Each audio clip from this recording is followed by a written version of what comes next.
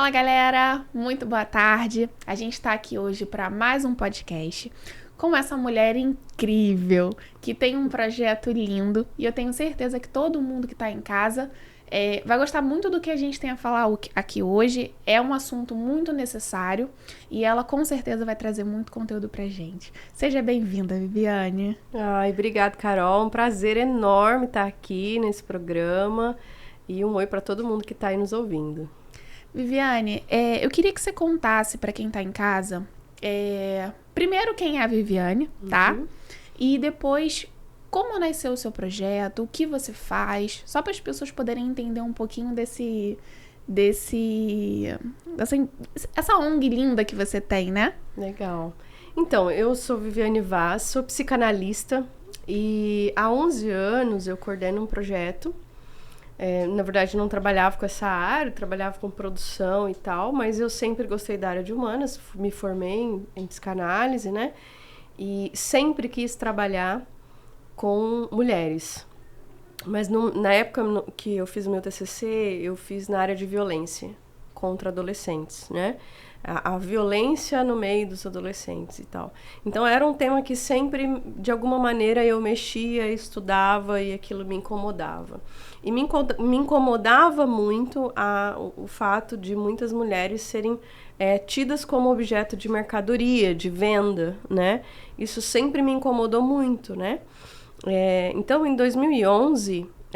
pessoas que já sabiam desse meu interesse em cuidar de pessoas, em querer montar um projeto, me deram aval, né? Então, entrei para uma fundação, onde eu fui convidada a criar um projeto que atendesse mulheres que estavam na prostituição e desejavam entrar para o mercado de trabalho e sair dessa situação de exploração sexual, né?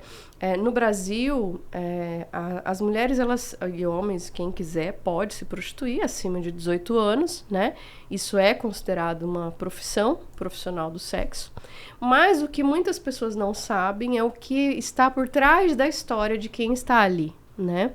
E quando eu me deparei com essas mulheres e cuidando delas, ajudando elas dentro do desejo delas de saírem dessa situação, eu percebi que tinham históricos de abuso sexual na infância. Todas elas. Cada uma ao seu modo, muitas vezes não necessariamente com toques, com estupro de conjunção carnal, propriamente dito, como às vezes a gente só imagina que acontece dessa maneira, né?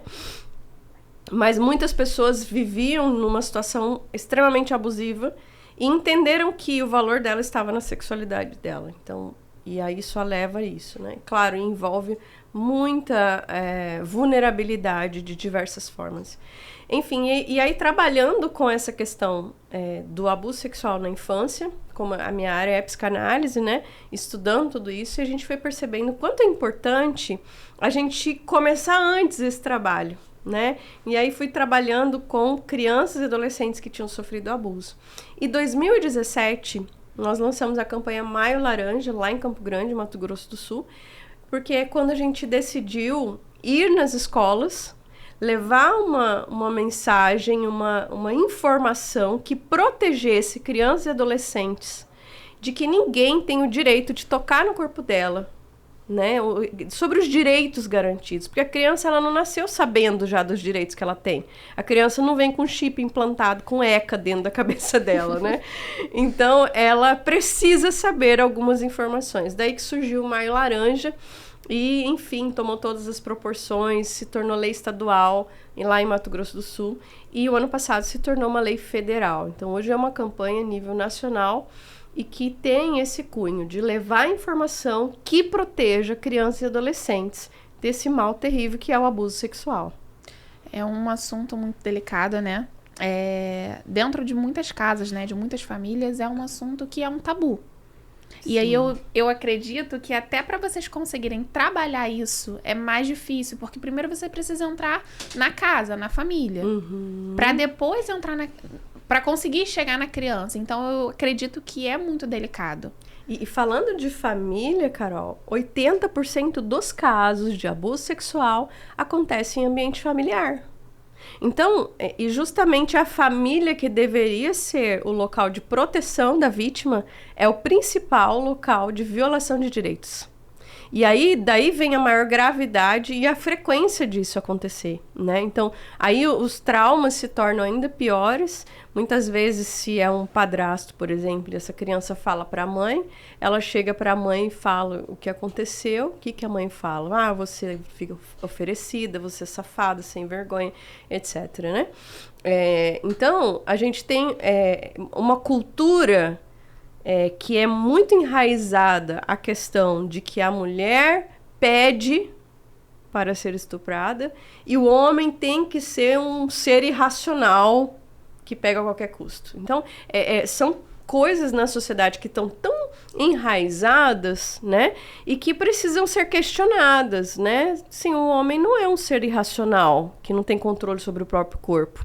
E a mulher... Ela tem direitos também, né? Ela não tem que ser tratada como um objeto de mercadoria, né? Então, a gente precisa trabalhar algumas coisas, como você falou, no âmbito da família, né? Alcançar a família, que é justamente ali onde tem acontecido os maiores casos de abuso sexual e os mais terríveis, né? Porque os mais terríveis são os que acontecem, inclusive, pelo próprio pai. E assim, eu acredito, né? Que quando você trabalha isso dentro da família, muitas das vezes você deve pegar casos onde eu acho que o abusador, ele vai testando o limite.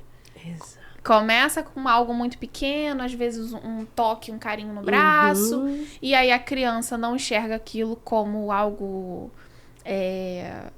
perigoso, digamos assim, e como isso não é falado muito dentro de casa, a criança acaba não sabendo qual é o limite. Exato. Até porque a criança, ela não tem malícia, né? A criança, ela não tem esse senso que às vezes a gente tem, que é um toque malicioso. Ela sente que é algo estranho, e se é uma criança carente de afeto, ela fala, puxa, pelo menos está me tocando, né? E muitas vezes tem toda uma manipulação desse toque, dizendo que é normal. Eu atendi um caso que o próprio pai abusava das 3 filhas.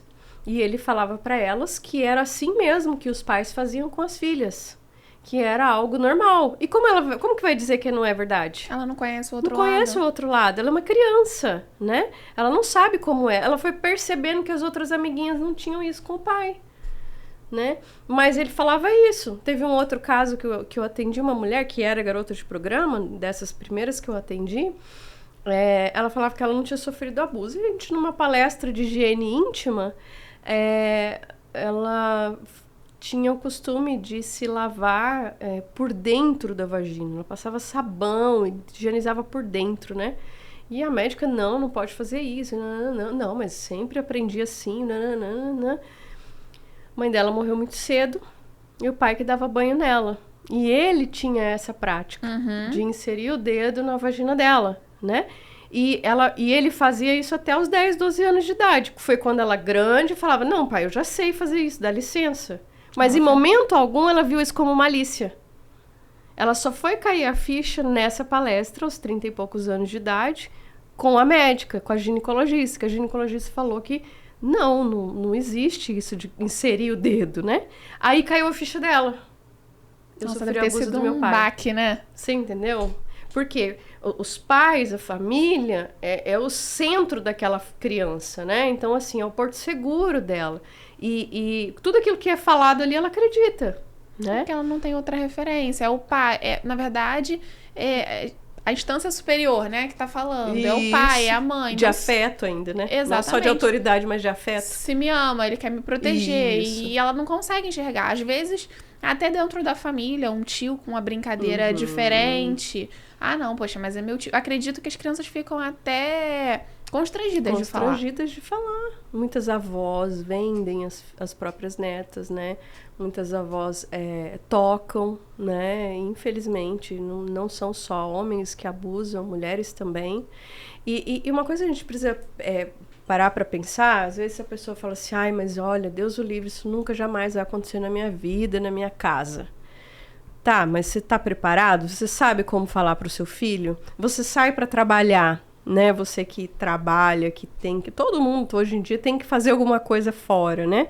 Confia 100% com quem você está deixando. Você sabe orientar seu filho com quem você está deixando? Você confia 100% nesse seu namorado?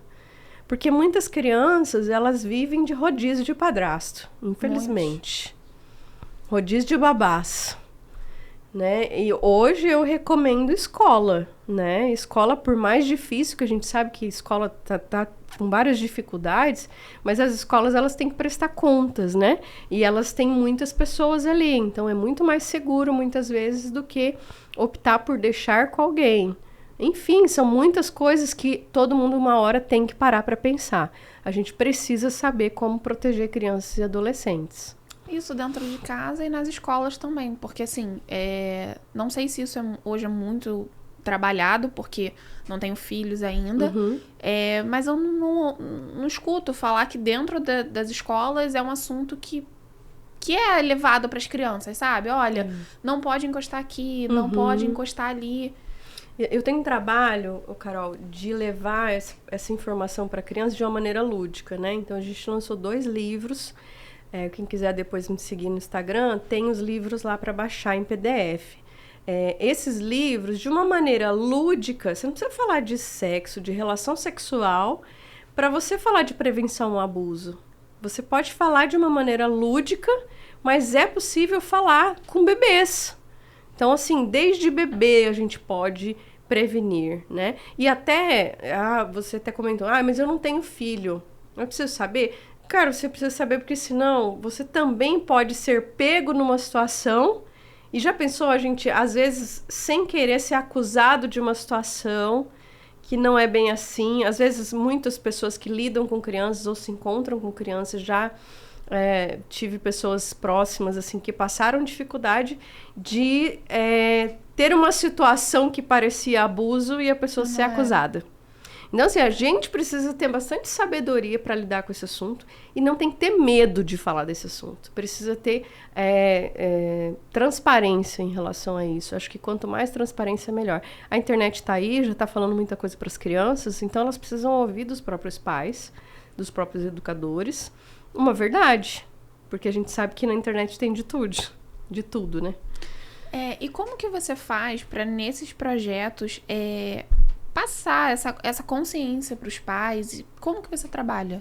Então, a gente tem palestra para os pais, para os educadores, para crianças, né? Para adolescentes, todas as idades, né? Para os pais, é importante a gente explicar que ele tem uma responsabilidade muito grande, né? Para os pais. Eles têm uma responsabilidade muito grande. Eu acho que a primeira coisa é acreditar no seu filho, que é mais dolorido, Carol, por uma vítima de abuso, a mãe não ter acreditado nela do que o próprio abusador ter estuprado ela. E acontece muito, não acontece? Muito, muito. E aí eu que lido com os traumas, é muito mais traumático. A falta de apoio da mãe, a falta de apoio do pai ou da família, a crítica e o julgamento da família do que qualquer outra coisa. Então, em primeiro lugar, que a gente explica e ensina para os pais, é uma responsabilidade muito grande que você tem, mas também você precisa acreditar no seu filho. Criança mente, adulto também mente. Vai dizer que não, né? Só que a gente mente pra o quê? Pra gente se dar bem, não pra gente se dar mal. E contar sobre um abuso sexual é algo vergonhoso, que traz muita vergonha, muita dor, muita culpa. Então, não é algo que ela iria mentir pra se satisfazer, pra ganhar alguma vantagem. Geralmente, criança mente pra ganhar alguma vantagem ou pra não ficar de castigo, né? E muitas das vezes negam o que aconteceu com medo do que falaram que vai acontecer se ela contar. Então, ou seja, não tem um bom diálogo na família. Então, é muito importante ter diálogo. Tem que monitorar a internet. Não tem que ter medo de monitorar a internet quem tem criança. Precisa monitorar a internet. A internet é um campo muito perigoso para crianças, porque tem de tudo. E, infelizmente, o índice de criminosos em busca de crianças sem monitoramento é gigantesco.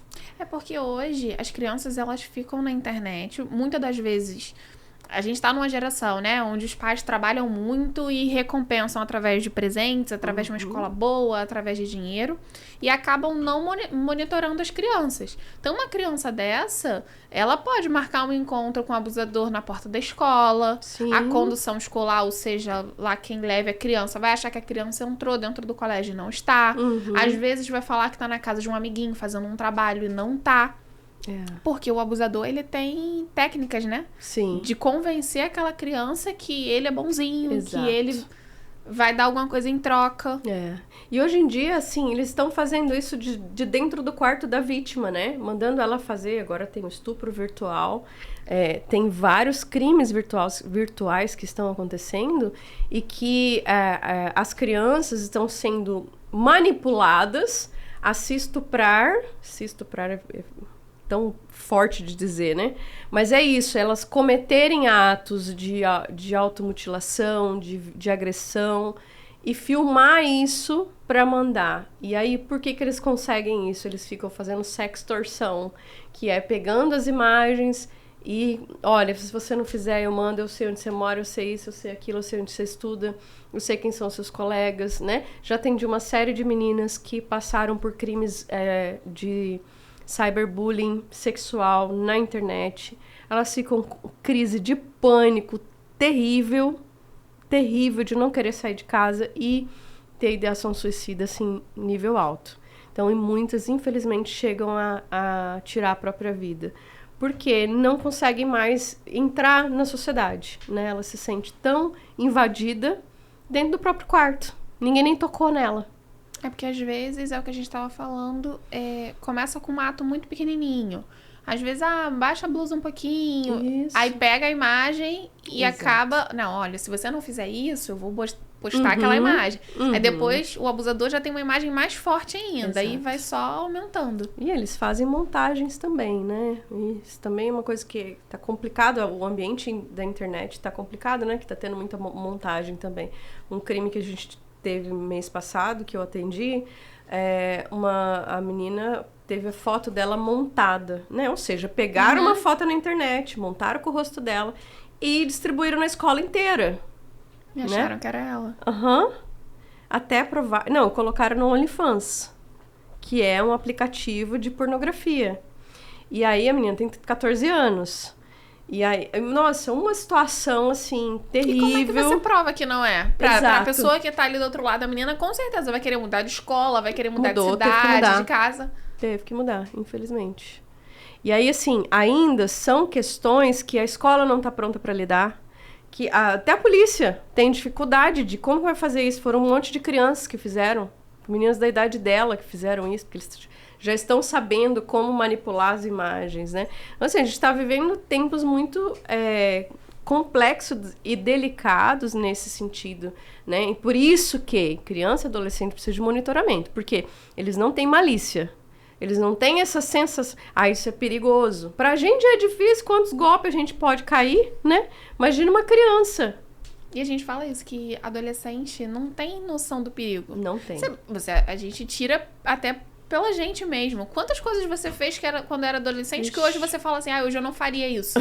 Onde eu tava com a cabeça? Porque o adolescente, ele não tem noção do perigo pra nada. Nenhuma. A gente andava de mão dada, de bicicleta. Vamos andar de mão dada, de bicicleta, até ser atropelado, né? Aí como que explica pra mãe, chega aquela bicicleta toda estourada, não sei o quê. É assim. Só que hoje a gente tem um risco... um nível diferente. Um risco muito grande, porque na internet tem milhões de pessoas vendo, tem milhões de pessoas acessando, e aí, de repente, seu filho, sua filha pode estar ali, ou sua própria imagem está ali, né? Às vezes o seu filho brincando no seu celular pega imagens suas. Pensa. Então, assim, é uma série de situações que podem acontecer. Por isso, criança e adolescente não pode ficar sem monitoramento na internet, de jeito nenhum. Não, até questão, às vezes, de hacker mesmo. Eu digo isso porque eu já passei por isso, tá? De e alguns golpes, conhecidos né? também. Você recebe um e-mail falando que está com imagens suas, com vídeos... Só que quem tem a consciência tranquila vai falar, isso é vírus. É vírus. Mas se por acaso uma adolescente dessa tira uma foto pro namoradinho ou tira uma foto e guardou no celular, a primeira coisa que ela vai fazer é... Sim, entrar em desespero. Exatamente. Mas às vezes o hacker acaba mandando em lote, porque ele coloca um texto genérico lá, padrão, Sim. que serve pra qualquer pessoa, e pede às vezes dinheiro em troca, ou no Ele caso dos joga o abusadores. verde, Exatamente. colhe maduro. E aí, quem tem alguma coisa dessa no celular ou no computador acha que de fato é verdade. E acaba. Sabe o que eu cedendo. falo para adolescente? Eu falo, quer mostrar, mostra ao vivo. Não manda nudes, por favor. Não manda nudes, porque é fria, né? Porque aí é outra coisa que as pessoas não sabem, né? Quando a gente instala um aplicativo, qualquer aplicativo, a gente não lê aqueles termos de não sei o que, né? A gente só Permite coloca acesso ali. à câmera. Não, então.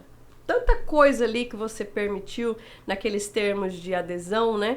E uma delas é que qualquer imagem, qualquer coisa que você use, coloque ali no aplicativo, é de direito do aplicativo. Então, torna é como se fosse um direito de imagem deles, entende? Ah, mas eu só mandei aquela de só ver uma vez. Tá, mas eles têm um aplicativo. E se resolvem vender essas imagens? É deles, você não pode fazer, você não pode reclamar. Então, assim, nem é seguro passar de WhatsApp, porque dessas, né? Porque passou pela rede. Passou pela rede, qualquer hacker pode pegar. Então, é muito sério, sabe? A sua vida, a sua individualidade é muito preciosa para você descartar ela pelo ralo. É complicado, é um assunto muito delicado. Muito. Vivi, tem uma outra coisa também que a gente acaba ouvindo muito falar, né? Na questão da mulher, a adolescente no caso, que por muitas das vezes a gente vê esse julgamento mais da parte feminina, inclusive. A roupa que você tá vestindo, você deve ver muito isso, né? Muito, né? Infelizmente. Eu acho assim, quando a gente escuta o relato de alguém, a gente precisa ser muito empático, especialmente entre mulheres, né? Eu acho que a gente precisa dizer isso. É importante ouvir isso, enquanto sociedade. A gente precisa ser mais empático umas com as outras. Porque, infelizmente, a gente ouve muito das próprias mulheres, mas vai ver que é por causa da roupa, vai ver que é por causa do lugar que ela estava andando. É porque ela bebe, é porque ela fuma, é porque ela vai no baile, é porque ela vai no funk. Tudo isso como se isso justificasse um ato tão terrível. É um crime hediondo. Um estupro é um crime hediondo. E como que pode dizer que um jeito, uma roupa, o lugar que a pessoa anda justifica fazer isso? Jamais, ninguém pede para ser estuprado. Não existe isso. E a gente precisa combater esse pensamento, tá? Por quê?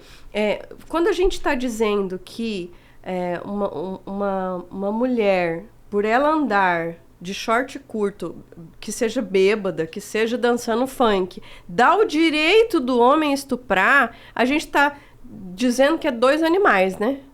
Em primeiro lugar, o homem é um animal irracional, então, que ele não dá conta do próprio corpo e não pode ver uma mulher andando na frente. Isso é uma cultura que a gente tem, que é a cultura do estupro, e que a gente precisa combater esse pensamento. Né? Homens são animais racionais, né? E que ambos precisam se respeitar e respeitar o outro. Então a gente não pode de maneira nenhuma. Eu tenho 2 meninos e eu vejo que a maneira com que eu crio eles, eu tenho muita responsabilidade, porque eu estou criando 2 homens para a sociedade. Então, que maneira eu estou criando esses homens para a sociedade? Que tipo de respeito eles estão dando para mulheres, né? E a partir do momento em que momento, de alguma maneira, eles entenderam, esses homens, vamos supor, que estão invadindo e estuprando mulheres, né, meninas, que eles podem fazer isso, né? Em que momento eles não aprenderam, então, que não podem fazer isso? Alguma coisa está errada na nossa sociedade. Então, a gente precisa repensar essa cultura de que justifica esse ato hediondo, esse crime hediondo, e torna o homem, dá a ele ainda, né, um peso de que ele precisa ser assim, que se não for assim, ele não é homem suficiente. Testa a masculinidade dele. Como se a masculinidade dele estivesse medida pelo tanto de mulher que ele pegou. Por favor, não é assim. E a gente acaba vendo isso muitas das vezes nos lares, né? Eu acho que o homem, ele acaba introduzindo a parte sexual muito mais cedo do que as meninas. Sim. Porque você pega em meninas de 13, 14 anos ainda brincando de boneca. E quando um menino ainda tá brincando, olha, isso daí eu não sei não, hein? Isso. Aí questionam a sexualidade dele, mistura as coisas.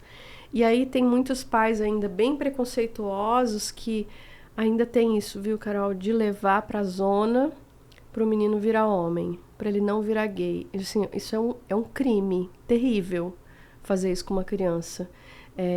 Primeiro porque não tem nada a ver uma coisa com a outra, e você levar uma criança pra zona não vai deixar ela menos homem ou não. E também não existe essa de falar, porque senão ele vira gay. Gente, isso é ultrapassado, né? E infelizmente eu ainda ouço pais falarem isso. Não, eu vou levar meu filho na zona que é pra ele virar homem. Gente, isso é um crime terrível. Se você ouvir alguém falando isso, repreenda na hora. Repreende, porque é crime. Não é só uma opinião moral nossa aqui, entendeu? É crime na lei. É um crime. Até porque a opção sexual não quer dizer nada. Não vai mudar. Não. Não vai mudar porque levou na zona ou não levou Exato. na zona. Perigoso ele até tomar mais decisão ainda, né? Aí que eu não gosto mesmo. Exatamente. É um lugar muito... Para uma criança, é um lugar... hostil, né? É um ambiente que, pelo que a gente vê na TV, na internet, não é um lugar para criança. Não, de jeito nenhum. É um ambiente, digamos, sujo, não, mas... Como é que eu posso te dizer? É um ambiente que é cheio de malícia, né? Enfim, de sedução e tal. E, claro, a criança que ela tiver contato com isso, a criança que tem acesso à pornografia muito cedo, ela pode se tornar compulsiva, viciada compulsiva nisso. Por quê? Porque é interessante, né? Não deixa de ser interessante. Por mais estranho que possa ser, por mais adulto demais que seja, né? Você deixar um filme pornô passando e uma criança passar, claro, ela vai ficar vidrada ali e ela vai ficar hipnotizada, né? Por quê? Traz uma sedução, mas o que acontece? Vamos falar de neurociência. O cérebro da criança não está preparado para lidar com essas imagens, entende? Então, o corpo cresce assim como o cérebro cresce.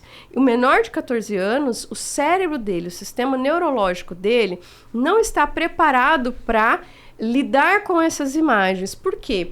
As imagens de sexo, as imagens de pornografia, elas geram sensações, elas geram liberação de hormônios, e que a criança, menino ou menina, não está preparado para lidar com isso. Se para um homem, para uma mulher é difícil lidar, muitas vezes conter, né, a sua excitação, imagina para uma criança.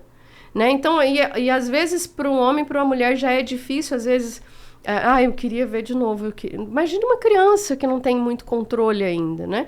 E o grande problema é que afeta o sistema neurológico, e isso vai prejudicar o desenvolvimento intelectual dela, ponto. Isso é uma coisa que eu falo muito para adolescente. Isso vai afetar você na hora do vestibular, vai afetar você na sua carreira, porque algumas áreas do seu cérebro estarão comprometidas, não que seja definitivo, né? Mas vai, de alguma maneira, interromper alguns processos neurológicos ali, né? Corromper. Você acredita que uma criança, né, uma adolescente que tem acesso a esse tipo de imagem, isso pode contribuir para que no futuro ele seja também um abusador? Não necessariamente, mas, por exemplo, o grande problema da pornografia para crianças e para adolescentes também é que a pornografia ela tem níveis, igual o jogo, né? Vai tendo níveis, e chega a um nível de querer ver estupros, violências, infelizmente. E muitas vezes o nosso cérebro, em especial até 18 anos, ele tem muita dificuldade de separar a fantasia da realidade. Por isso que a criança vive muito no mundo da fantasia, né? E ela tem muita dificuldade de separar essa fantasia de realidade. Então, uma criança que tem contato com isso, ela vai reproduzir o ato. Não que ela seja maliciosa e tarada, né? Ou, né, uma pessoa que não dá conta. Não, ela reproduz porque ela viu, ela quer fazer. Isso é uma criança, né? Então, não é porque ela é uma pedófila. Ela é uma criança que está reproduzindo aquilo que ela viu, certo? Mas quando ela se torna adulta, né? E se ela não trata isso, se ela não dá conta e ela vive muito nesse mundo fantasioso, ela vai ter dificuldade de separar realidade e fantasia. Então, muitas vezes, ela pode cair no risco de cometer, entende? Porque vai naturalizando aqueles atos. Então, uma hora ela quer fazer, entende? Mas o índice de vítimas de abuso que cometeram abuso é muito pequenininho. É mais o fato do excesso de pornografia na infância. Mas o índice de quem sofreu abuso ir para o lado da prostituição é muito grande. Para a prostituição é muito grande. Mas pro lado de cometer abuso, não. Agora, o índice maior hoje de consequências do abuso sexual, infelizmente, tem sido a ideação suicida e a depressão, né? Tá demais, assim, o índice de pessoas lá, para mim, um projeto. 80% dos casos que chegam lá já tentaram suicídio. Mas... Seja criança, seja adulto, seja qualquer idade. Então, mas por que elas se sentem culpadas? Se sentem culpadas, é o principal. E não tem apoio da família? Não tem apoio da família. Até tem, às vezes, um certo apoio, mas não necessariamente há uma compreensão, há uma aceitação e um dizer assim, eu tô aqui do seu lado, eu vou te proteger, né? É diferente. Muitas vezes, não, eu te apoio, eu levo lá no tal lugar para fazer tratamento, mas não necessariamente acredita nela, sabe? Muitas vezes está ali por obrigação, né? Tá levando para o tratamento por obrigação, porque o Conselho Tutelar mandou. Não necessariamente porque entendeu que ela precisa desse apoio. Isso que eu ia te perguntar, como que essas crianças e esses adolescentes chegam até vocês? Como que eles chegam? Lá no Projeto Nova, eles chegam encaminhados do Tribunal de Justiça, do Conselho Tutelar, da Secretaria de Assistência Social, às vezes da Secretaria de Educação, né? Mas em geral vem da Justiça, que já receberam os casos, ou seja, já foram feito o boletim de ocorrência, estão em julgamento, e aí precisam de tratamento, né, pós-trauma. Mas também temos as demandas espontâneas, uma pessoa que viu, que ouviu falar, ou que alguém indicou, né, tem essa também. Mas, em geral, vem da justiça. Então, na maior parte dos casos, são casos concretos e que... de alguma maneira, foram denunciados, né? Não é aquele abuso 50% inicial. Eu posso te dizer, 50% já foram denunciados, o que não quer dizer que foram punidos, que infelizmente o grau de impunidade, né? É grande, gigantesco. Parece que 9% só dos casos são punidos. Mesmo com as provas? Mesmo com o depoimento especial que entrou agora, que é aquela lei desde 2017, 13.431, a lei que dá voz para a vítima e não há necessidade de provas desde que a vítima consiga contar o relato, né, e o juiz acredite na palavra dela. Mas hoje a voz da vítima tem muito mais valor. Antes não, tinha que ter uma prova física. Mas quando é um caso que acontece entre duas pessoas e uma delas é criança, como é que você vai ter prova? Não tem como. Não tem como. Só se deixar marcas no corpo, mas por muitas das vezes não o agressor não vai deixar. Faz questão de não deixar, né? Então hoje, desde 2017 com essa lei, entrou em vigor uma ênfase na força da palavra da vítima. Que bom, mas ainda é uma lei que está sofrendo para ser colocada em prática, porque não é todo lugar que tem a sala de depoimento especial, não é toda pessoa entrevistadora forense que às vezes tem um manejo humanizado para fazer essa entrevista, porque é muito delicado, né? Entrevistar uma pessoa que acabou de sofrer ou que sofreu um pouco mais nova, muito pequenininha, né? Fazer essas entrevistas são delicadas, desafiadoras, mas é um passo que está sendo dado pela justiça para amenizar esses casos que a maioria das vezes ficavam impunes. E acontece também de, por exemplo, vocês acabarem recebendo um caso. E aí esse caso é denunciado, né? Já chegou pra vocês com algum tipo de denúncia. E por conta dessa denúncia aparecerem outros casos? Sim. Ah, do mesmo autor? É isso aí. Sim. Olha, eu peguei um caso de uma menininha que a mãe tinha sofrido abuso. No caso, era o padrasto dela. E aí esse avodrasto, né? Aí a mãe, a filha. Aí começamos a fazer o tratamento. Por conta disso, ela falou para a irmã que estava fazendo tratamento para a filha. Aí a irmã dela contou também, mas ele também abusou de mim. Aí comecei a atender a irmã, entende? E claro, ainda bem, né? A pessoa não está mais no ambiente, parece que está preso, que a gente também nunca sabe, viu? É uma dificuldade. A gente nunca sabe que fim levou o abusador, né?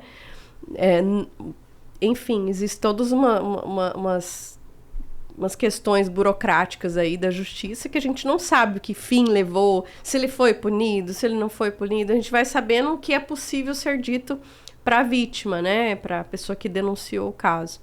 Mas, enfim, muitas vezes ela não sabe que se ele tá, se ele não tá, se ele tá preso, se ele fugiu. E ela fica com aquele medo ali Medo 24 horas por constante. dia. Porque, assim... Pode se vingar? Exatamente. Muitas das vezes, eu acredito que as famílias não tenham nem condições, às vezes, de se mudar, de ir para outras... Porque numa situação dessa, hoje, com a idade que eu tenho, se acontecesse algo do gênero comigo, a primeira coisa que eu queria fazer é mudar de cidade, de estado. Sair de longe, né? Porque você não quer correr o risco de ter aquela lembrança. Mas muitos dos casos que eu acredito que você deve pegar, primeiro, a família não apoia. Isso. Então, até a família aceitar é um ponto. E aí você tem que mudar toda a rotina da família. Porque, querendo ou não, como o maior índice de pessoas que estão dentro do mesmo ciclo familiar, ela conhece toda a tua rotina. Nossa. Ela sabe onde o pai trabalha, onde a mãe trabalha, onde você estuda. E deve ameaçar muito. Exatamente. E aí, como que essa vítima vai falar, olha, eu denunciei ele aqui, mas ele apareceu lá na porta da minha escola, ele apareceu, sei lá, no almoço em família na casa, porque muitas das famílias também, eu acredito que não tiram essas pessoas do ciclo familiar. Tem dó, né? Não é, mas tadinho, não é assim não. Vai ver que você se enganou. Tem certeza? Vai falar pra vítima. Tem certeza que é ele? Olha... Porque assim, um abusador não tem perfil, né? Ele não tem uma cara de mal. Ele não tem uma cara às vezes também de assanhado, de tarado, sei lá. Às vezes as pessoas têm um estigma, né? De que a pessoa que abusa é um tarado, né? Aquele cara da rua que tira a roupa. Não é, infelizmente, gente, não é. Não se iludam. Não é esse tipo de pessoa. É uma pessoa, às vezes, muito querida, muito boazinha, que às vezes ajuda essa família, que paga as contas dessa família, que paga aluguel dessa família, né?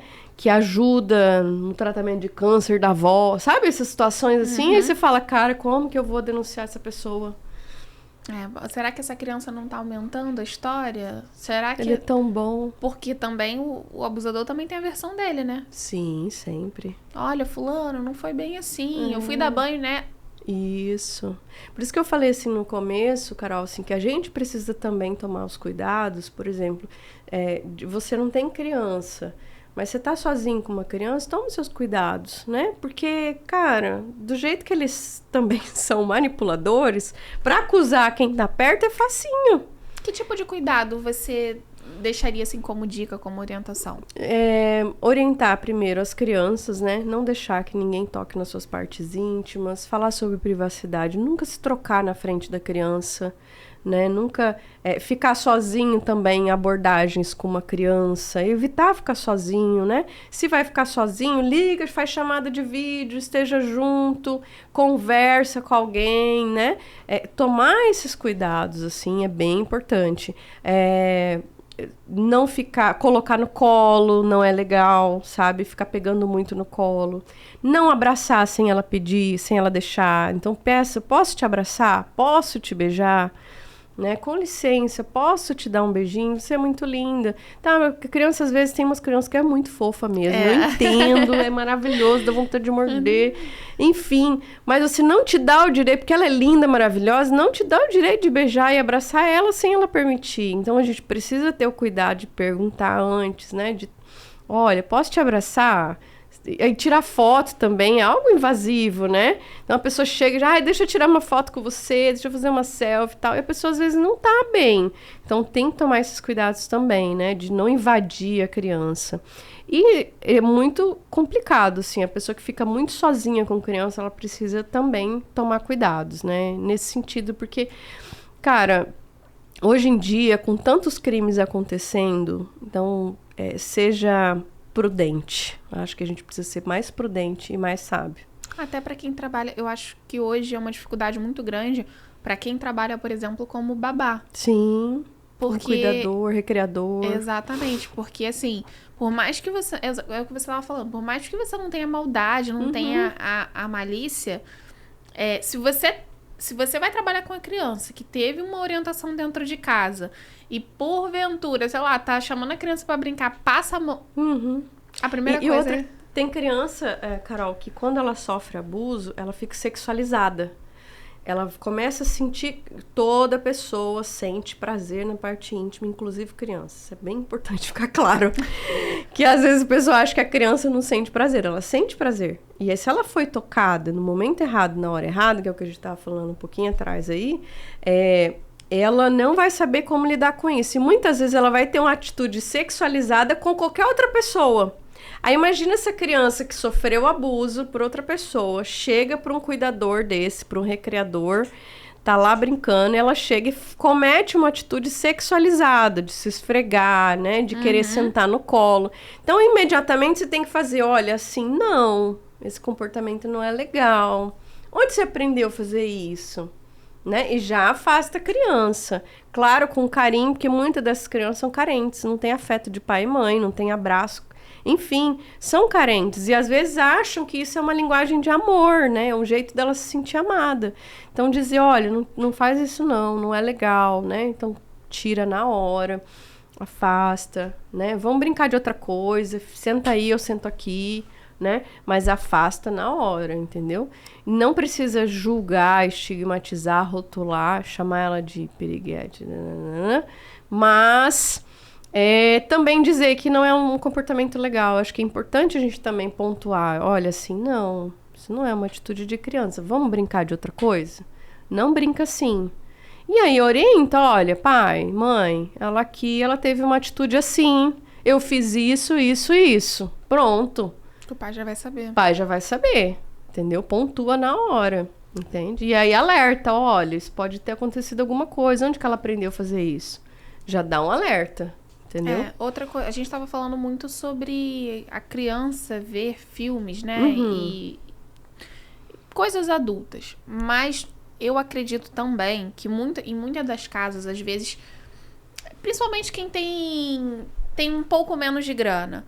Às vezes uma casa muito pequena, você tem um quarto só pra mãe, o pai e o filho, e o pai e a mãe acham que a criança tá dormindo e a criança tá vendo tudo aquilo. Ou às vezes os pais acreditam que isso é um gesto de amor, tomar banho com o filho, o menino vai tomar banho com o papai, a menina vai tomar banho com a mamãe.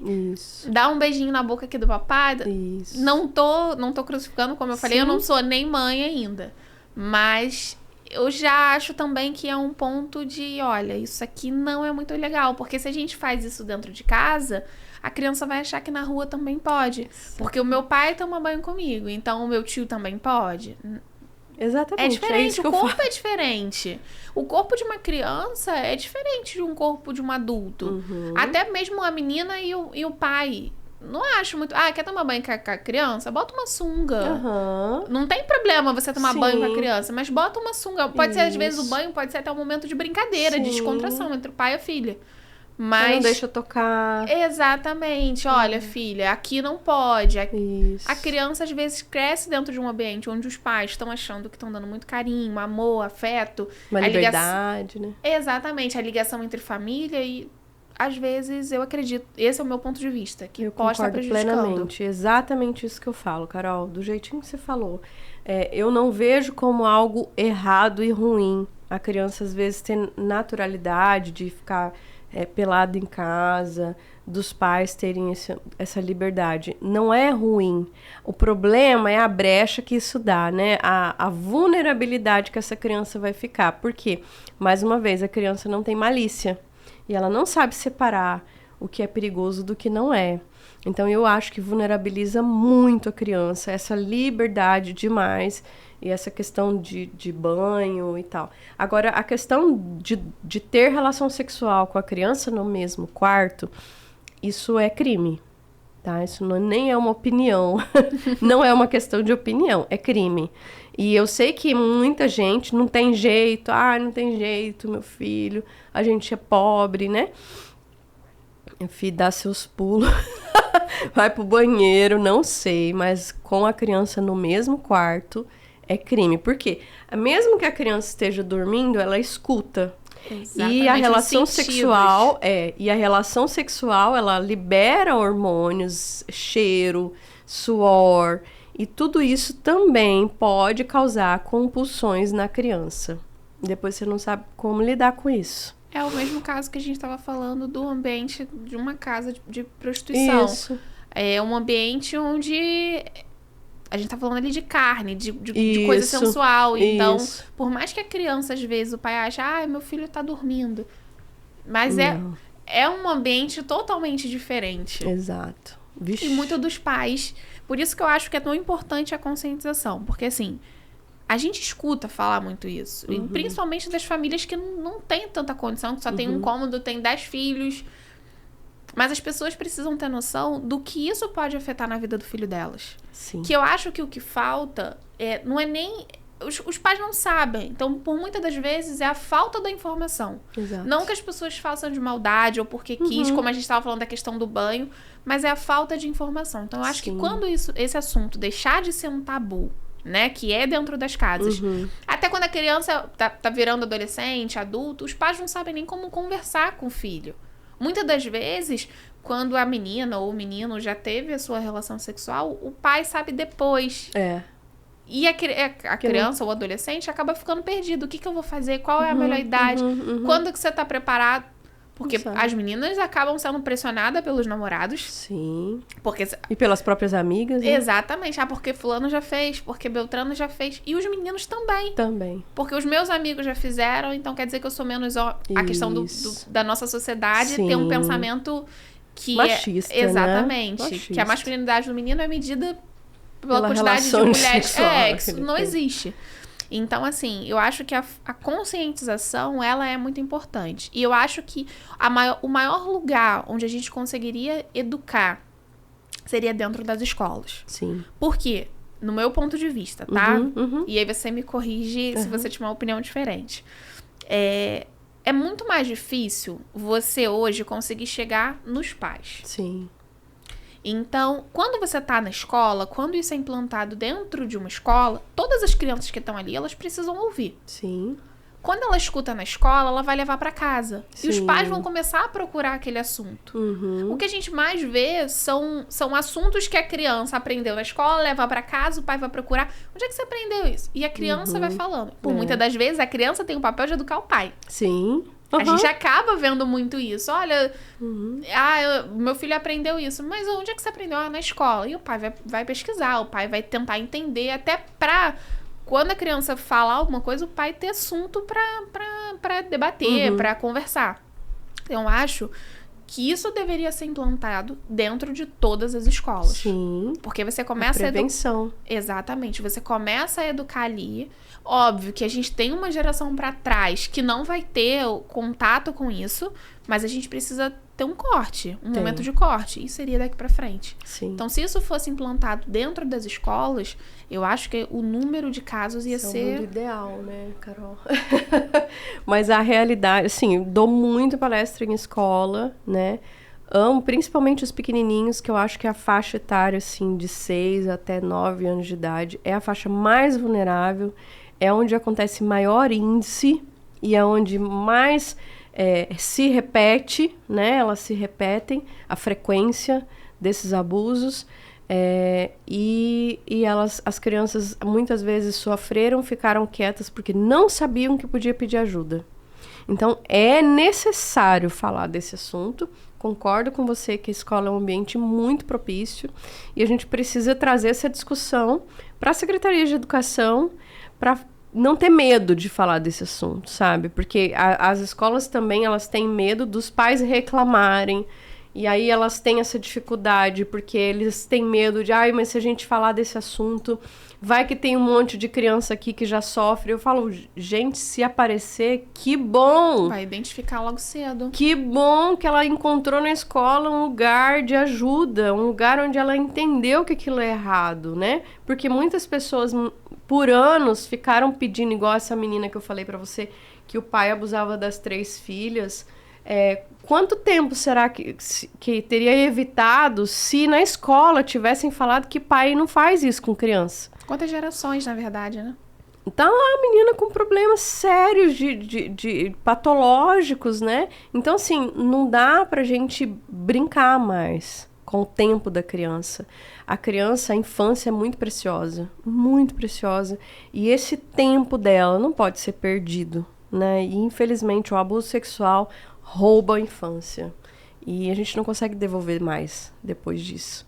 Então, concordo plenamente. A escola é um ambiente propício e quisera as escolas abrissem mais espaço para esse tipo de trabalho. Eu acho também que, assim, tem uma ressalva aí. Precisa ser feito, um trabalho desse precisa ser feito por pessoas sérias.